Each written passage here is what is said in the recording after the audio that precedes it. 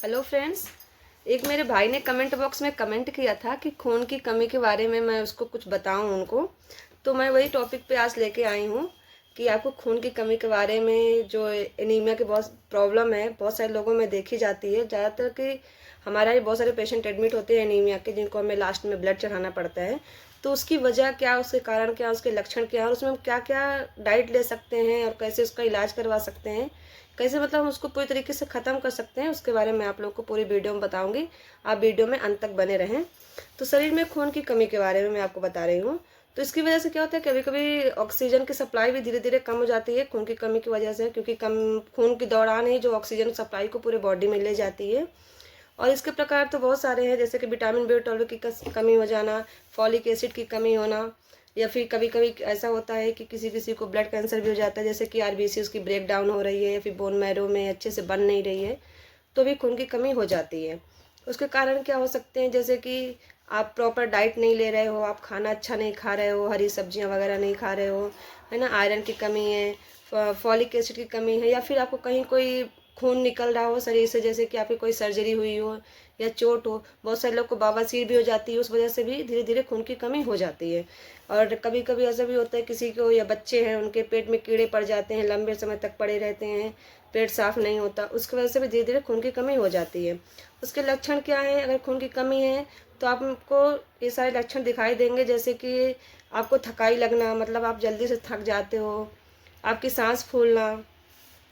साथ में ही चक्कर आना,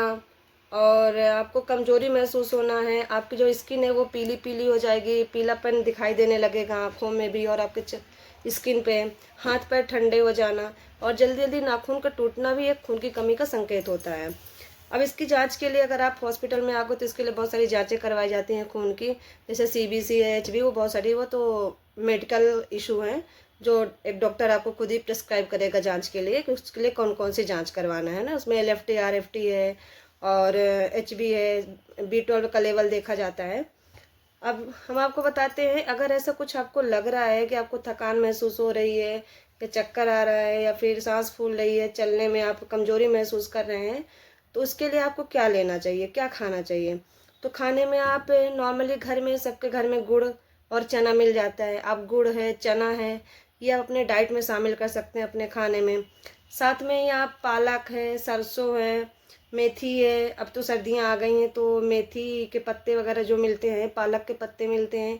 ये सब चीज़ों को आप सब्जी बना के फिर जैसे भी खाना चाहो वैसे खा सकते हो। और साथ में आप सूखे मेवे, मतलब ये ड्राई फ्रूट्स होते हैं, किशमिश वगैरह, इसको आप दूध में डाल के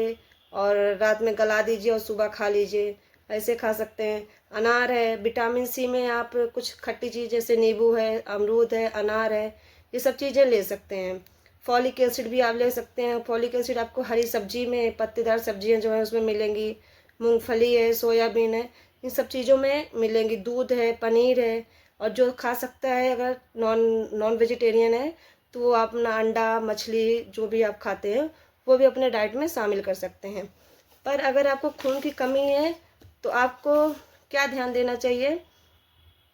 कि अगर आप आयरन खा रहे हैं तो खाना खाने के बाद ही उसे लें, आयरन कभी खाली पेट नहीं खाया जाता। और अगर आप आयरन खा रहे हैं तो आपको विटामिन C लेना बहुत ज़रूरी है, क्योंकि आयरन अच्छे से अब्जॉर्ब नहीं होता विटामिन C के।